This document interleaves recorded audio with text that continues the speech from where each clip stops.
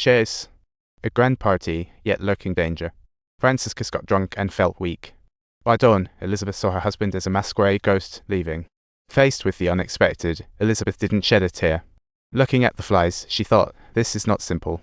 At that moment, a crazy plan flashed in her mind, and the idea of conquering death reignited like wildfire. After the funeral, Elizabeth swiftly sent the kids off to safety, sensing all those prying eyes fixed on her.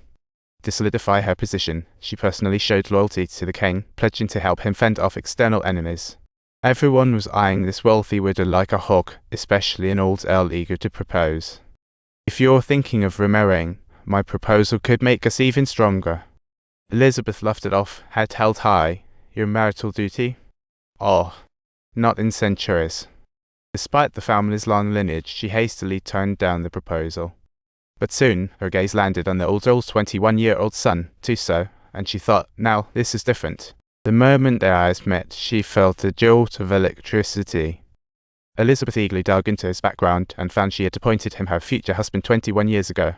The young, handsome man before her made her eyes sparkle like flames. Believing she could conquer everything but death, she was on fire with determination. So she went straight for it. Hey, everyone respects you but also fears you.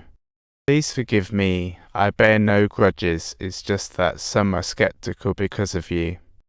Honestly, there's really none. I feel truly honored to have met you. Tuso was captivated by the cool, charming woman, inviting her to dance. A graceful twirl, like the world watched. Their eyes met, and it felt as if the air had solidified. People around were stunned by the scene. Elizabeth seized the moment, inviting Tuso to kiss her before the crowd. Tuso hesitated for a moment, but then enthusiastically leaned in. Elizabeth shed all pretenses, turning into a gentle and shy girl. On the carriage ride home, Tuso nervously stumbled over his words. Everyone around Elizabeth was sharp-witted, but Tuso's innocent charm caught them off guard. But the next day, Elizabeth found out she had to leave, so she insisted Tuso stay. That night, they tossed and turned, lost in each other's warmth. In the morning, Elizabeth held him tightly, feeling the warmth of his skin, buzzing with vitality and a sense of hope. But her blood-stained hands contrasted oddly with Tuso's smooth skin.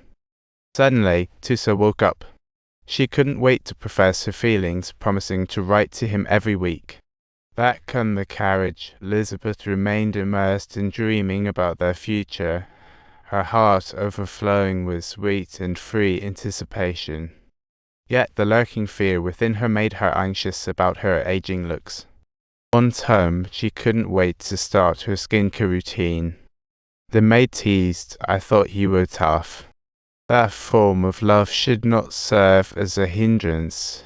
You ought to properly take care of yourself and refrain from worrying about him. When she heard the age gap of almost 20 years, the maid couldn't help but muse, don't forget you're the older one.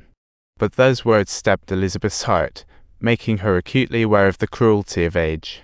Yet every meeting left her mesmerized, unable to hold back, spiraling into endless self-doubt. Looking in the mirror, she despised her aging face and rushed to the church, praying earnestly for love's blessing.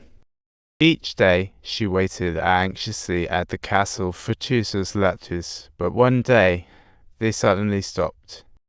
She grew restless, feeling like days turned into years until one night Tuso rushed back to her. He excitedly promised to take her away, and she agreed without hesitation. She was ready to give up everything just to be with her beloved. But when the time came, Tuso was nowhere to be found. Turns out, the romance spread like wildfire, and Tuso's elopement plan was uncovered by his father. The old earl locked his son up and spread rumors that Elizabeth had many lovers and was just toying with his son's feelings. He emphasized the blood difference, reminding Tuso that Elizabeth had vowed never to marry someone of impure lineage. Under his father's brainwashing, Tuso gradually wavered, and ultimately reluctantly chose the noblewoman arranged by his family. Meanwhile, Elizabeth waited in silence. One day while riding in the meadow, an old woman suddenly blocked her path. Those words completely infuriated Elizabeth, who angrily brandished her whip. determined to put an end to the old lady's life. In that moment, her inner darkness awakened fully, revealing her hidden wild side. Back home, she donned a youthful white dress and started prayer helplessly, hoping to keep Tusa's love forever.